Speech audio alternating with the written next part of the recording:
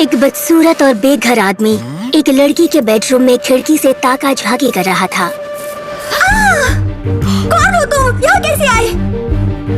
उसकी माँ भागती हुई कमरे में आई, लेकिन उन्हें खिड़की पर कोई नहीं दिखा।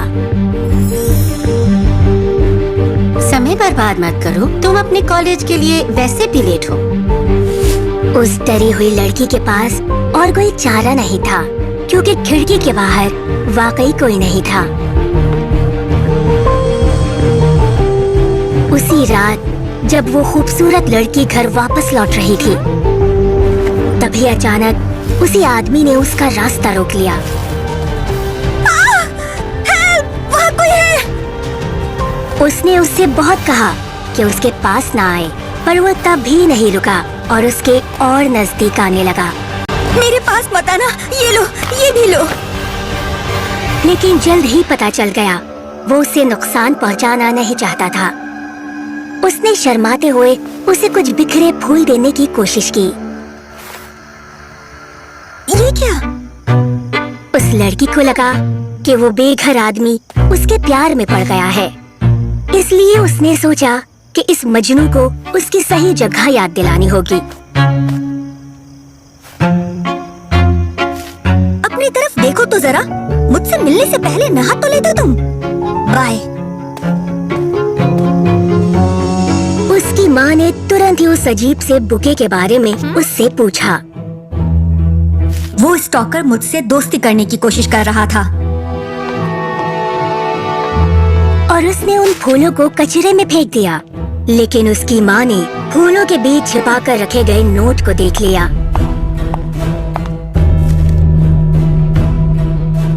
उसे पढ़कर जैसे डर के मारे उनके होश उड़ गए। उसे पढ़कर वो इतना डर गई कि उन्होंने सिक्योरिटी कंपनी को कॉल कर दिया। जल्दी से एक बॉडीगार्ड भेज दीजिए, या फिर शायद दो। मॉम, उससे डरने की जरूरत नहीं है, शांत हो जाइए। अपनी बेटी की बातों पर यकीन ना करने के लिए उसने माफी मांगी। बतौर एक माँ, मैं वो डर खुद महसूस कर सकती हूँ।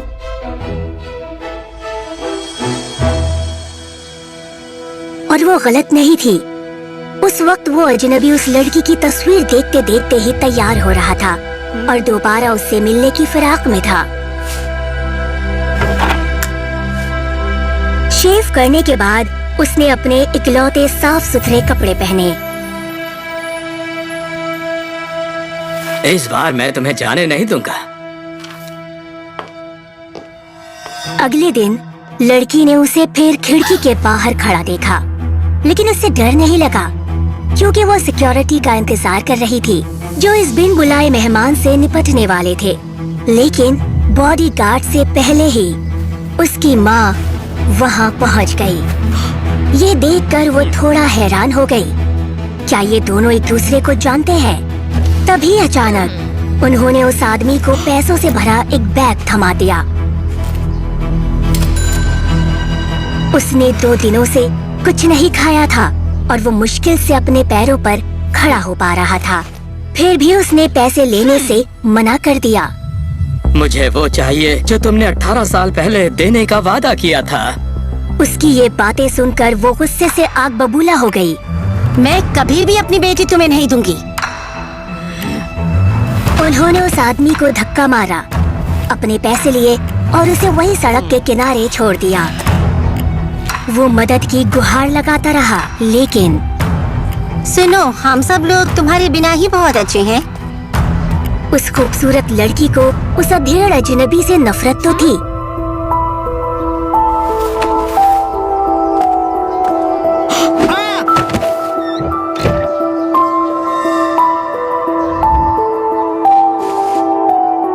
पर फिर भी ये सब उसके साथ होता देख उसे दया आ गई और उसे अपनी माँ का बर्ताव थोड़ा अजीब लग रहा था।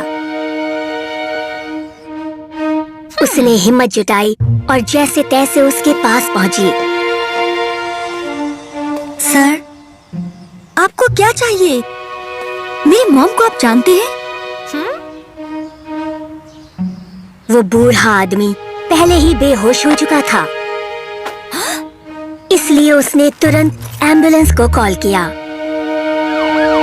हॉस्पिटल हॉस्पिटल में भी उसने उस बेघर आदमी का साथ नहीं छोड़ा। वो बस सच्चाई जानना चाहती थी।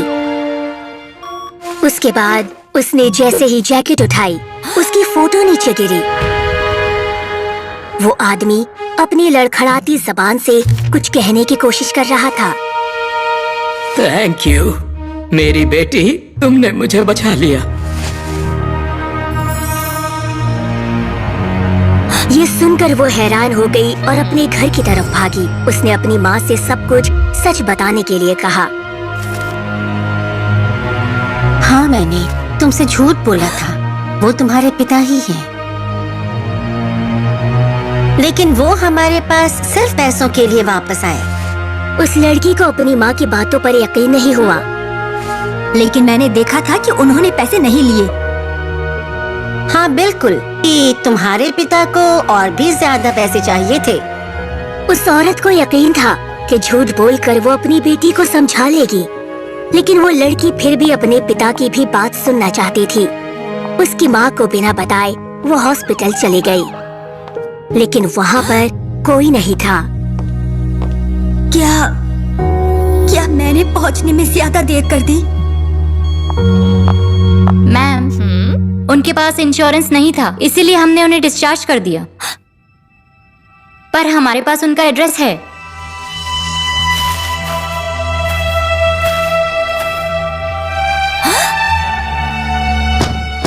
उस लड़की के पिता एक पुराने और टूटे फूटे ट्रेलर में रहते थे। वो इतने बीमार और कमजोर थे कि उनसे बोला भी नहीं जा रहा था। मैं पिछले 18 सालों से तुम्हें कुछ देना चाहता था। उस आदमी ने एक सूटकेस खोला और उसे देखकर वो हैरान रह गई। उस सूटकेस में $18 मिलियन थे। अगर आपके पास पैसे हैं, तो आप ऐसे कपड़े क्यों पहनते हैं और इंश्योरेंस क्यों नहीं है? क्योंकि मैं सारा पैसा बचाना चाहता था तुम्हारे लिए। उसे ये पता चला कि उसकी माँ ने किसी अमीर आदमी के लिए उन्हें छोड़ दिया था, क्योंकि उन्हें लगता था कि उसके पिता अपने परिवार की देखभाल नहीं कर पाएंगे। उसने मुझसे बहुत बड़ा झूठ बोला कि वो मुझे तुमसे मिलने देगी। मैं इतने साल बस यही ढूंढने की कोशिश करता। वो अपनी बात पूरी कर पाते, इससे पहले ही उनकी हालत और ज्यादा खराब हो गई। कुछ दिनों बाद जब उनकी नींद खुली, वो हॉस्पिटल में थे और उनके पास उनकी बेटी थी, जो पूरे वक्त उनके साथ थी। मुझे आपके $18 मिलियन नहीं चाहिए। इस दुनिया में पैसे से बढ़कर भी बहुत सी चीजें हैं, और उन चीजों से भी बढ़कर आप हैं मेरे लिए, डैड। उस लड़की ने अपने पिता के इलाज का सारा खर्च उठाया और कहा कि अब उसे अपनी माँ के साथ नहीं रहना है, क्योंकि उसकी माँ इतने सालों से उसे झूठ बोलती आई थी।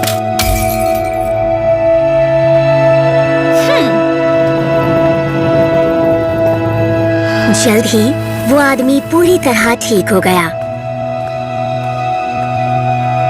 और सबसे पहले उसने ये काम किया कि वो अपनी बेटी को उसकी माँ के पास ले गया। उस पर गुस्सा मत होना, उसने हमेशा तुम्हारा भला ही चाहा। मैं जानता हूँ उसका तरीका ठीक नहीं था। हम सबसे गलती होती है, लेकिन हर किसी को दूसरा मौका तो मिलना ही चाहिए। ये बात मुझसे बेहतर भला कौन जानेगा।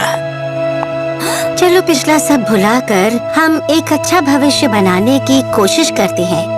अपने पिता की वजह से ही वो लड़की अपनी माँ को माफ कर पाई और आखिरकार पूरा परिवार एक साथ हो गया।